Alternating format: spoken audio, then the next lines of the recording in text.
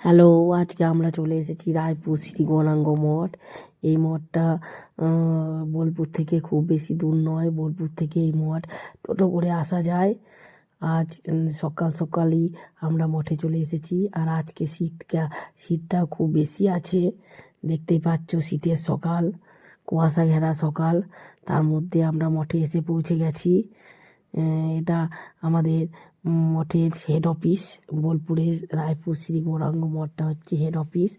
আর আমরা অনেক ছোটোবেলা থেকে এই মঠে আসি। এই মঠটা খুবই সুন্দর।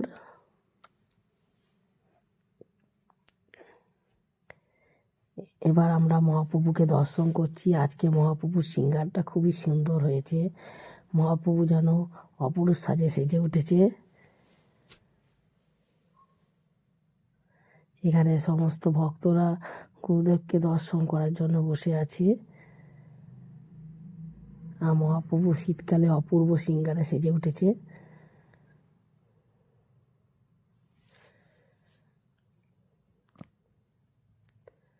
মহাপ্রভুর সিংহারটা খুব সুন্দর। আর কিছুক্ষণের মধ্যেই মহাপ্রভু আরতি শুরু হবে। এটা হচ্ছে আমাদের প্রভুর সমাধিক্ষেত্র, সমাধি স্থান। এখানেই আমাদের প্রভুকে সমাধি দেওয়া হয়েছে। রায়পুর মঠটা খুবই সুন্দর, একদম নতুন মঠটা লাগে, কিন্তু এটা অনেক পুরনো মঠ। একদম এটা হচ্ছে হেড অফিস, তাই এটা অনেক পুরনো। এটা হচ্ছে আমাদের মঠের তুলসী মঞ্চ। তুলসী মঞ্চটাও খুব সুন্দর, কি সুন্দরভাবে সাজানো গোছানো। আর মঠে প্রচুর ফুল বাগান আছে। আর ফুলও খুব সুন্দর সুন্দর হয়েছে শীতকালে। শীতকালে এমনিতেই অনেক ফুল হয়। এটা হচ্ছে তুলসী মঞ্চ। তুলসী মঞ্চটাও খুব সুন্দর মঠে। আজকে আমরা খুব সকাল সকালই মঠে চলে এসেছি। এখানে হচ্ছে মহাপ্রভুর বাগান। এখানে শুধু তুলসী গাছ আছে, অনেক রকমের তুলসী গাছ আছে। আর এখানে একটা মঠে, আমাদের এই রায়পুর মঠে একটা মহাপ্রভুর বাগান আছে। যেহেতু টাইগার আছে বলে আমি ভেতরে ঢুকতে পারিনি। টাইগার এখন খোলা আছে।